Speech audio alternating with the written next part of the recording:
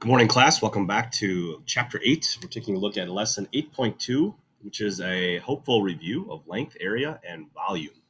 As we talk about these different features in the world of metrics, or I should say measuring things in the metric system, the standard system, we'll talk about how we compare those things to our customary system that we use here in the U.S. So first things first, we have length. So the modern definition of the meter is based on the speed of light. So we can find what a meter is based on that speed. And in the US, we kind of guesstimate about a meter is about a yard. A meter is slightly longer than a yard. Kilometer is used in the US. Normally we'd use miles. So 1 kilometer is about 0.6 miles. And centimeters, millimeters we use when we use small things like inches. So 1 centimeter is about half an inch, and a millimeter is about a 20th of an inch, thickness of a dime. So what unit of measurement should we use for each of these? Well, length of guitar, we're going to look at that in either meters or centimeters. Football field, we'll use meters. The height of a door, you could do meters or centimeters. The length of an ant, we're going to use millimeters for that. And the diameter of a $50, we would use probably centimeters or millimeters for that length measurement. What about these distances? From your house to your school, kilometers.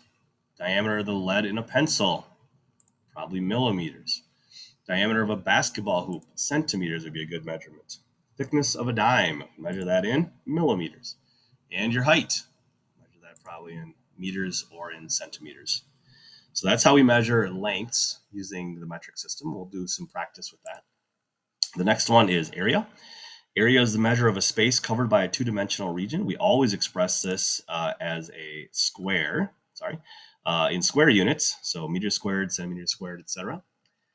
You always want to make sure that your measurements are all in the same units as you do your calculations. In the metric system, we use centimeters for inches and meters for feet and yards for the most part. And for large land areas, we might use the unit a hectare, HA. Hectare is a square with a side length of 100 meters. So a 100 by 100 square is a hectare.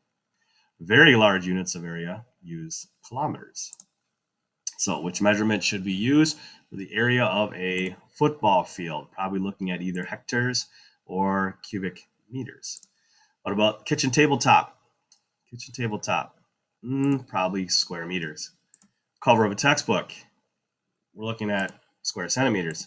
The area of an ice skating rink. Ice skating rinks are big, but they're not as big as a football field, so probably square meters. And a dollar bill. Yeah, probably square centimeters. So that's how we measure area. Area, again, is side by side. Multiply those together, and we'll use appropriate measurements here in the metric system to find those amounts. Lastly, we have volume. Volume is the amount of space a three-dimensional figure occupies. Volume is expressed in liters or cubic meters, CMs. And you can see the comparison here, and it's a little funky. It's not outrageously wild, but 1 milliliter is equal to 1 cubic centimeter. 1 liter is equal to 1 cubic decimeter. And 1 kiloliter is equal to 1 cubic meter. We use liters when we should use pints normally here in the US, or quarts or gallons. You might buy a gallon of milk. In milliliters, for very small amounts, we use this like for medicine.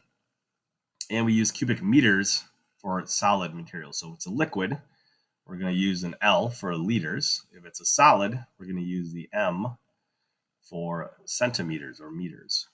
Let's take a look at a couple. Which unit of measurement should be used for a carton of milk? We're talking the metric system. That's right, it would be liters. What about air in a helium balloon? Air in a helium balloon. Well, technically, we're going to treat this like a solid, so we're going to measure this in cubic meters. Cubic meters. A drug dosage. Drug dosage typically is in liquid form, so this is going to be milliliters. And what about the water in an Olympic-sized swimming pool? Liters and milliliters might take a long time, so we're going to jump up to kiloliters. How about a handful of sand? It's a solid. We're going to use cubic centimeters. Cubic centimeters. So those are some of our ways of measuring volume. Remember, liters for liquids and cubic meters or meters for solids. Here's an example. A nurse must give a patient 3 cc's of the drug gentamicin in 100 cc's of a normal saline solution. So we're talking cc's, cubic centimeters, which is interesting. We're going to probably have to convert that. How many milliliters of drug will the nurse administer? Well, 1 cubic centimeter is equal to 1 milliliter. And so since we have 3 cubic centimeters, we're going to have 3 milliliters of medicine. Next question is, what is the total volume of the drug and water in milliliters? Well, we have 100 cc's, 3 cc's of the drug, 100 cc's of water, and we have to add those two together to get the total volume. So 3 plus 100 gives us 103, and that is in milliliters. 1 cubic centimeters, 1 cc, is equal to 1 milliliter. So that conversion will hold true. Example 2, a hot water heater. This is one that deals a little bit with volume. So a hot water heater in the shape of a right cylinder, picture this, a right cylinder, has a radius of 50 centimeters and a height of 148 centimeters. So the nice thing is all of our units are in the same form, so we're good there. What is the capacity in liters of the hot water heater? Well, we have to do a conversion using our equation for volume of a cylinder.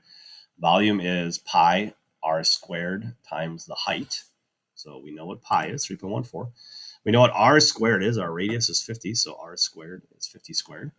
And we know what the height is, 148 centimeters. So we calculate this out. We get 1,161,800 cubic meters, or I'm sorry, cubic centimeters.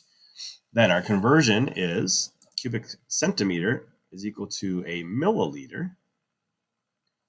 So cc is equal to milliliters. Cubic centimeters, another way to write cc, is equal to milliliters. So we have 1,161,800 milliliters, and we want to convert that into a more usable number in liters. Well, all we have to do is divide this number then by 1,000. Doing our conversions, we learned about an 8.1, and we get that this hot water heater can hold 1,161.8 liters. So these are just a couple examples of some of the homework problems you have.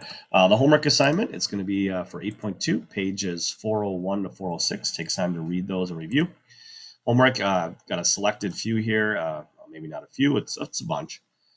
But that's our homework for this 8.2 lesson. Take your time. If you have any questions, please ask, and I will see you in class.